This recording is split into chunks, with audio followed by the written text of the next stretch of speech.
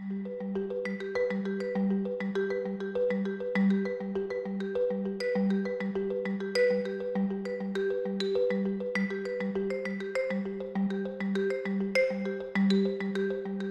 think that the learning principles in after school and summer really get at the core of learning for students really starting in early childhood, going through the university. So if we think about those core principles, the first is active. We know that young people learn by being active. Piaget, many years ago, started talking about that the key to learning was children's activity, and it's in the context of activity that children and young people develop new skills. A second principle is really the principle of collaboration, also very important. And there, the most influential of the psychologists would be Vygotsky, who talked to us about collaboration, and that children really learn through what we call the zone of proximal development, where what children can do alone, what young people can do alone, is not as advanced as what they can do with others in a group. So when they're with a group, when they're collaborating, we're able to actually move them into that zone to develop their skills further. A third skill, really important within the learning and after school framework, is that learning needs to be meaningful. It needs to be embedded in activities that are important for young people.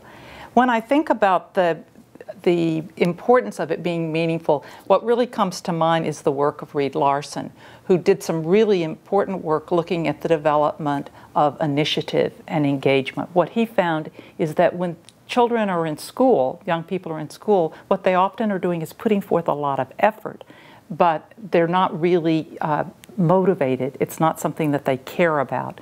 What happens in after school activities, when they're really working, when they're active, they're choosing those activities and they are also focused on them. It's the best combination for learning. The fourth principle is that programs should be working, activities should be working towards mastery. Now, this striving towards mastery is a place where it's not an activity that you can do in one day, in a half a day. It's really an activity where you're building over time. When you're building for a concert, you're practicing, you're developing those skills. When you are getting out, putting out a newspaper, when you're putting out planning for a play, really a complex activity that gives young people a chance to put those skills together. Notice many of them are also working with others in a group, often with a culminating event. Jacqueline Eccles, in a very important book on the role of positive youth settings for development, as part of the National Academy of Science report back in 2002, talked about this learning to support mastery as a key element to support positive youth development.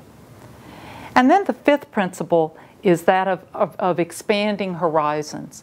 Our young people live in a global society. Our young people are living in a society in which science is becoming increasingly important, mathematics, and those activities have to really happen in context. Part of what students can do after school and in summer in really fine programs is that we can expand the horizons beyond where they are at this moment in time.